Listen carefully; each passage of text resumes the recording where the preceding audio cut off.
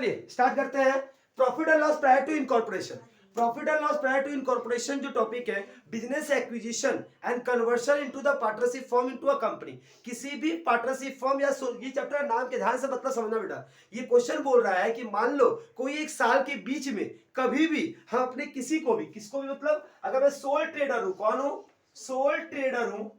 अगर मैं partnership business हूं, हाँ, अगर मैं प्राइवेट, मैं कोई भी हूं, मैं अपने आप को किसमें कन्वर्ट कर रहा हूं? कन्वर्ट कर रहा हूं कंपनी में। कभी भी कोई भी चीज सोल ट्रेडर या पार्टनरशिप फर्म कंपनी में कन्वर्ट होता है, हाँ, तब वो किस तरीके से अपने अकाउंटिंग को करता है। ये जो चैप्टर का टॉपिक का नाम है, ये 10 मार्क्स का एक एग्जाम में आता है, बहुत ही सिंपल है। ये 10 मार्क्स तो फ्री में मिल जाएगा अगर 2 या 3 सम की प्रैक्टिस कर लिए तो। 2 ही मेरे पास आइडियल सम्स है जो मैं आपको करा रहा हूं, ध्यान देखिए, मजा आ जाएगा। सबसे पहले अगर तुमसे कोई पूछे कि सर इसमें 2 वर्ड क्या होता है, 2 टर्म होता है, एक होता है प्री इनकॉर्पोरेशन, एक होता है पोस्ट इनकॉर्पोरेशन। एक होता है प्री, एक होता है पोस्ट। प्री का मतलब क्या होता है सर? प्री का मतलब होता है पहले एंड पोस्ट का मतलब होता है बाद। मतलब बोल रहा है सर, कंपनी मान लो चालू किया तुमने 1 अप्रैल 2020 को, लेकिन इस साल के बीच में मतलब मान लो 1 अगस्त को, कब? 1 अगस्त 2020 को आपने क्या किया? इसको कंपनी में कन्वर्ट कर दिया। सर ईयर एंड कब होगा? 31 मार्च 2021 को। जस्ट बताइएगा किसी एक पूरे साल के बीच में कभी वो सोल ट्रेडर था, अचानक बीच में वो कंपनी बन गया, बिजनेस चालू किया था तो वो सोल ट्रेडर था, फिर लेकिन जहां वो क्राइटेरिया को पार कर दिया, सोल ट्रेडर के क्राइटेरिया को पार कर दिया, इस कारण से वो किसमें कन्वर्ट हो गया? कंपनी में कन्वर्ट हो गया। अगर वो कंपनी में कन्वर्ट हो गया, इसका मतलब क्या है कि अब जो इसका एंट्री होगा अकाउंटिंग में, क्या होगा? उसके अलावा तुम्हारा कंपनी का होगा। तो बीच में कन्वर्शन वाले केस को क्या करना पड़ता है हमको? तो हमको प्रॉफिट को 2 भागों में बांटना पड़ेगा। एक बांटेंगे इसके साथ, इसका टैक्स का रेट अलग है और इसके टैक्स का रेट अलग है।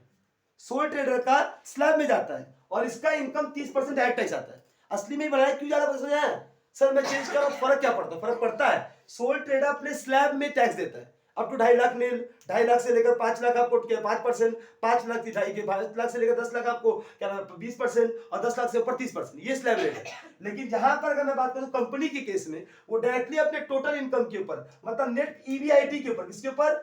Earning before interest and tax के ऊपर वो 30% डायरेक्ट देता है। तो ये तो फंस जाएगा ना कैसे बनाने का। तो इसीलिए दोनों को हमको क्या करना पड़ेगा? हमको बांटना पड़ेगा। मतलब कंपनी बनने से पहले का प्रॉफिट या खर्चा, कंपनी बनने के बाद का प्रॉफिट और खर्चा। कोई दिक्कत? सिंपल समझ में आया? बोला क्या मैंने? करना कुछ नहीं है, आपको क्या दिया रहेगा, आपको सिंपल सा मैं बता दूं क्या क्या किस बेसिस से बढ़ता है। 2 बेसिस होता है बेटा। एक बेसिस होता है टाइम बेसिस। क्या बेसिस होता है? 2 होता है, एक होता है टाइम बेसिस, एक होता है sir sale volume, sales ratio. Sir sales ratio क्या होता है सर? और एक होता है एक्चुअल।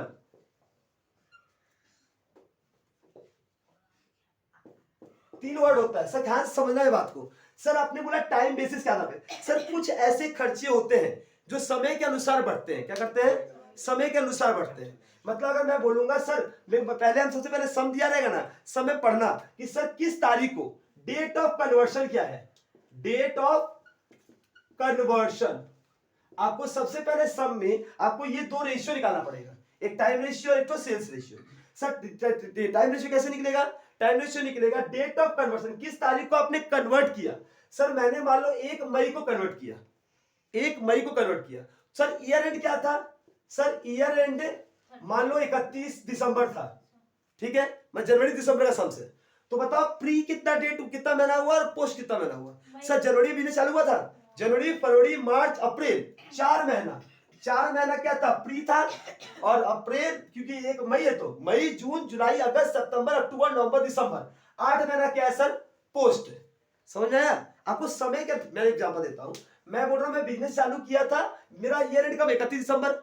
तो बिजनेस चालू कब हुआ होगा? 1 जनवरी। जनवरी से दिसंबर साल में 4 होता है ना। मेरा कंपनी, मैंने अपने सोल प्रोप्राइटरी बिजनेस को कंपनी में कन्वर्ट किया 1 मई को।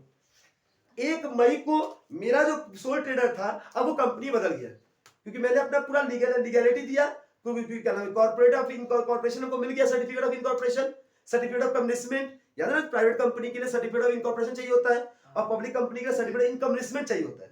तो ये सारे प्रोसीड्यूर खत्म करने के बाद 1/5 मई से हम क्या हो गया, कंपनी में कन्वर्ट हो गया। अब मेरा मेरा मैं सोल ट्रेडर नहीं रहा, कंपनी हो गया। तो अचानक मैं कंपनी बन गया तो क्या साल तो खत्म हुआ नहीं, प्रॉफिट तो ईयर एंड आया नहीं, तो उसका हिसाब करूंगा कैसे? पूरा साल भर का प्रॉफिट बिजनेस करते रहिए। अब बिजनेस को 2 भागों में बांट दीजिए। सर कितना महीना आप कंपनी थे और कितना महीना आप सोल ट्रेडर थे? सर बिजनेस चालू हुआ जनवरी से, आपने कन्वर्ट कब हुआ आपका? मई में। तो 4 महीना जनवरी फरवरी मार्च अप्रैल 4 महीना आप क्या थे? सोल ट्रेडर थे। और बाकी 8 महीना जो आप थे वो क्या थे? आप कंपनी थे। तो जो भी जो टाइम के अनुसार बटना चाहिए वो कौन से रेशियो बटेगा? 1:2। क्या ये समझ में आया? क्लियर? और सेल्स रेशियो क्या रहेगा? सब में एक इंफॉर्मेशन दिया रहेगा, उस इंफॉर्मेशन को पढ़ के हमको देखना पड़ेगा कि सर सेल्स को किस रेशियो में तोड़ा, मैंने कितना सेल पहले किया था, कितना सेल आउट किया। अगर एग्जाम में बोल दे कि मान लो कि कंपनी बनने के बाद सेल दुगना हो गया, तो सर पहले 1 था और ये दुगना हो गया। वो अब सम के अनुसार दूसरा सम बताएगा, वो पूरा केस बताएगा। और एक्चुअल का मतलब था कुछ ऐसे खर्चे होते हैं जो केवल किसके होते हैं? सब पार्टनरशिप फर्म या सोल ट्रेडर के होते हैं, वो कंपनी का खर्चा नहीं होता, तो वो प्री में ही जाएगा। अब कुछ ऐसे खर्चे होते हैं जो खाली कंपनी का होता है, तो वो तो फिर उसमें जाएगा, सोल ट्रेडर में जाएगा नहीं, वो कहां जाएगा? पोस्ट में जाएगा। एग्जांपल सर डायरेक्टर रेम्यूनरेशन, क्या कोई सोल ट्रेडर डायरेक्टर को रेम्यूनरेशन देगा? डायरेक्टर तो कंपनी में होता है, तो डायरेक्टर रेम्यूनरेशन का जो खर्चा है वो किसमें जाएगा? पोस्ट में। Sir partner salary, partner salary कोई कंपनी देता है क्या? तो पार्टनर सैलरी कहां जाएगा? वो जाएगा तुम्हारा प्री में जाएगा। कोई डाउट है? प्री और पोस्ट कैसे बांटते हैं? अब मैं गिन के 5-7 केस बता देता हूँ, सारा बता देता हूँ, जो सब में आएगा मैं सारे केस को बता देता हूँ कि कौन कहां कहां जाएगा। इसको उतार लीजिएगा, इसको उतारो। उतारना ही नहीं, इसमें कुछ है क्या? इसमें उतारने कुछ नहीं, मैं समझाने के लिए लिखा, इसमें उतारने वाला कुछ नहीं, जो उतारने वाला बोलूंगा मैं रोक दूंगा। अब उतारना है आपको, सिंपल सा। चलिए बेसिस ऑफ इनकॉर्पोरेशन, हेडिंग दो बेटा, बेसिस ऑफ एप्रोप्रिएशन। इनकॉर्पोरेशन क्या एप्रोप्रिएशन? किस आधार पे बढ़ता है कौन सा खर्चा? सिंपल सा पहले देखो बेटा, ग्रॉस प्रॉफिट। जस्ट हमको बताना बेटा, ग्रॉस प्रॉफिट हो चाहे ग्रॉस लॉस हो, वो किसके अनुसार बढ़ना चाहिए?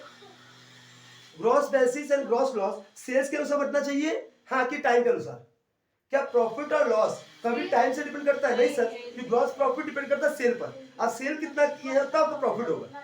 अगर मैं बोला सर आपको लाभ कितना हुआ, कितना का माल बिका सर, बाल कितना बिका ये इंपॉर्टेंट है, कितना समय लगा इंपॉर्टेंट नहीं है। कभी हम 2 दिन दुकान खोल के बैठा कुछ बिका ही नहीं, और अभी जैसे मैं दुकान खोला नहीं, आज मेरे को 5 लाख का ऑर्डर आ गया, तो मेरे लिए सेल कितना हुआ वो इंपॉर्टेंट है। हाँ, मेरे लिए कितना दिन से दुकान खुला हुआ ये इंपॉर्टेंट नहीं है। तो सेल्स के ऊपर प्रॉफिट तय करता है, प्रॉफिट से डिपेंड करता है वॉल्यूम ऑफ सेल के ऊपर। तो जी ग्रॉस प्रॉफिट है, ग्रॉस लॉस किससे बढ़ता है बेटा? Sales ratio. कौन सा रेशियो? अब सुन बेटा, खर्चे का नाम देखो, एक्सपेंसेस डिपेंड अपॉन सेल। कुछ ऐसे खर्चे होते हैं, कुछ ऐसे खर्चे होते हैं जो सेल पे डिपेंड करते हैं, मतलब वो सेल्स रेशियो में जाना चाहिए। कौन सा खर्चा सर? देखिए जैसे मैंने बोला डिस्काउंट अलाउड, डिस्काउंट अलाउड, तुम अगर किसी को डिस्काउंट दोगी, किस पे दोगी? जो ज्यादा सेल किया होगा तब, जो ज्यादा में से मांगेगा, वॉल्यूम ऑफ सेल, जिसको मैंने ज्यादा माल सेल करेगा तो उसको डिस्काउंट देगा ना। जो क्रेडिट में 2 लाख 5 लाख 10 लाख का माल लेगा उसको ना डिस्काउंट दे, 10 ग्राम वो कम कर देना। लेकिन जो 100 ग्राम 200 ग्राम लेने आया उसको डिस्काउंट देता है क्या? डिस्काउंट किस पे डिपेंड करता है? वॉल्यूम ऑफ सेल के ऊपर, ये टाइम के ऊपर डिपेंड नहीं करता है। नेक्स्ट क्या है बेटा? बैड डेट, पैसा डूब गया। पैसा डूब गया कब डूबेगा बेटा? सेल करोगे तभी डूबेगा। सर एडवर्टाइजमेंट, एडवर्टाइजमेंट का जो खर्चा है वो किस पे जाएगा? एडवर्टाइजमेंट एक्सपेंस जाएगा सेल के ऊपर। और कैरेज आउटवर्ड, कैरेज आउटवर्ड का जो खर्चा है वो भी कहां जाएगा बेटा? ये सबका सब सेल्स के अनुसार जाएगा। कौन सा रेशियो? Sales ratio. याद रहेगा? बस यही सब तुमको खर्चे का नाम मैं दूंगा और बताऊंगा, बताओ बेटा प्री का कितना, पोस्ट का कितना, बस यही करना है। आपको सारे खर्चे दिए रहेंगे, स्टार्टिंग ग्रॉस प्रॉफिट से खर्चे मैनेज करना है, नेट प्रॉफिट आ जाएगा। और आपको मैं बताना है कौन सा प्री का है, कितना पोस्ट का है। अब टोटल खर्चा में प्री का कितना खर्चा और पोस्ट का कितना खर्चा है, तो सेल्स रेशियो को बांट देना। चैप्टर बहुत आसान है, फ्री में दे रहा 10 मार्क्स, पास होने के लिए बात से मिलेगा। यहां तक हो गया तो बोलिए, यहां तक हो गया? चलिए अब आगे बेटा एक्सपेंसेस, मैं बोलता जाओ लिखते जाओ। Expenses depend upon, expenses depend upon span of time. Time के अनुसार कौन कौन से खर्चे बढ़ते हैं? कौन सा खर्चा बेटा? Expenses depend upon span of time. कुछ ऐसे खर्चे होते हैं जो समय के अनुसार डिपेंड करते हैं, वो डिपेंड नहीं करते कितना माल सेल किया। सैलरी, कोई अगर एम्प्लॉय को हम सैलरी दे रहा है तो हमको उसको महीने के हिसाब देता है ना, कि हम ज्यादा सेल करें तो ज्यादा सैलरी देगा, और कम सेल करें तो सैलरी काट लेगा, ऐसा तो नहीं कर सकता हम। तो सैलरी हो गया, वेजेस हो गया, ये सब क्या है बेटा, सैलरी हो गया, वेजेस हो गया, रेंट हो गया और इंश्योरेंस हो गया। ये सब खर्चे किसके अनुसार बढ़ता है बेटा, ये सारे के सारे खर्चे बढ़ते हैं टाइम के अनुसार। कौन सा, टाइम रेशियो। टाइम के अनुसार क्या करता है ये खर्चे, ये सारे खर्चे किस अनुसार बढ़ते हैं बेटा, टाइम के अनुसार। क्लियर।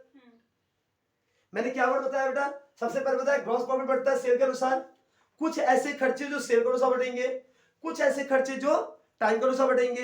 हाँ, अब कुछ ऐसे खर्चे होंगे जो डायरेक्टली प्री में जाएंगे और कुछ ऐसे खर्चे होंगे जो डायरेक्टली पोस्ट में जाएंगे, बस। लेकिन इसके बाद भी ऐसे नहीं, इसके अलावा कोई आइटम नहीं होता, आइटम होता है। आपको सम एंट्री को पढ़ के उस खर्चे को समझना पड़ेगा कि वो खर्चा सेल के अनुसार बढ़ रहा है कि वो खर्चा टाइम के अनुसार। कभी कभार देखो हम लोग सारा लिस्ट नहीं लिख सकते, बहुत सारे आइटम होते हैं, हम समझाने के लिए 5-6 आइटम लोग लिया हुआ, लेकिन कुछ आपको सब में 1-2 आइटम नया मिलेगा जो उस समय आपको निकाल। देखो अकाउंट्स का मतलब ये होता है कि आप प्रैक्टिकली सीखें, रट के जाकर अकाउंट्स नहीं बना सकते आप।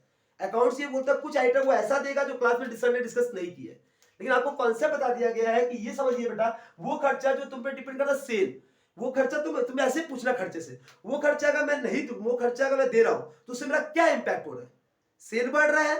हाँ, अगर कि वो खर्चा मैं दे रहा हूं जो समय के अनुसार, मैं सैलरी किसी को दूंगा तो क्या मैं उसको क्या नाम है सेल के अनुसार दूंगा, उसे ज्यादा सेल के से ज्यादा सैलरी मिला नहीं, वो तो महीने का सैलरी होता है ना। मैं किसी को रेंट देता हूं, महीने के एंड में रेंट हमको देना ही पड़ेगा, चाहे हमको सेल हो चाहे सेल नहीं हो। तो रेंट हो गया, इंश्योरेंस वो क्वार्टरली, सेमी एनुअली, मंथली, तो फिक्स किया हुआ है। ये सब क्या फिक्स खर्चा है, इसको बोलते हैं फिक्स कॉस्ट। सिंपल मैं बोलूं तो इसको बोलूंगा फिक्स कॉस्ट, इसको बोलूंगा वेरिएबल कॉस्ट। याद रहेगा। अच्छा, ये अगर कॉपी हो गया तो बताइएगा हमको, फिर हम आगे बढ़ेंगे। चलिए, क्या बोला बेटा, कौन से खर्चे प्री के अनुसार, कौन से खर्चे पोस्ट के अनुसार बढ़ेंगे, अब उसको लिखना है। 2 तो खाली हिसाब बचा है। एक्सपेंसेस डिपेंड अपॉन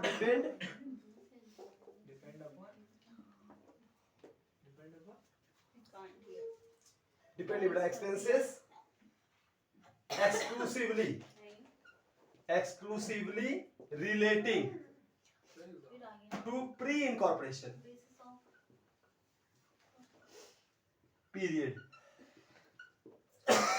मतलब वो खर्चे जो किससे रिलेटेड है, कंपनी बनने से पहले का खर्चा है। Example, interest on capital,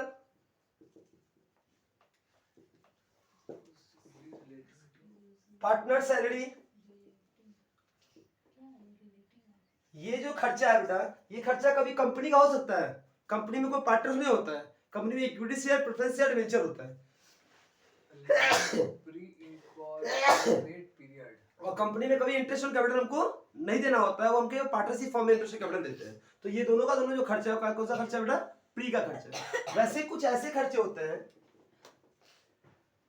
expenses exclusively relating to post incorporation.